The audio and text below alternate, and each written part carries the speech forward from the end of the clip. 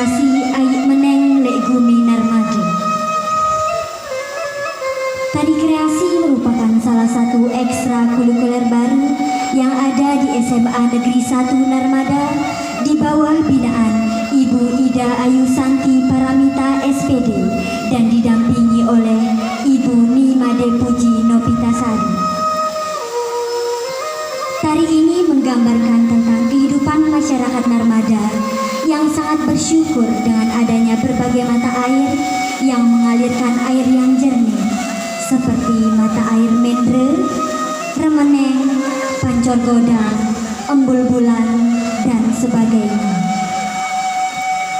Masyarakat Narmada mempergunakan air yang mengalir itu untuk kepentingan sehari-hari, seperti air minum yang diambil langsung dari mata airnya.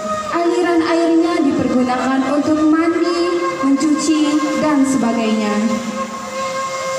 Ayik artinya air, Meneng artinya jernih, Lek Gumi Narmada artinya di bumi Narmada. Jadi, tarian ini menggambarkan masyarakat Narmada yang sedang menikmati jernihnya air. Gerak tarian yang luwes, lincah, serta dinamis menggambarkan rasa gembira, wujud syukur kehadap Tuhan Yang Maha Esa atas karunia berupa sumber mata air yang jernih.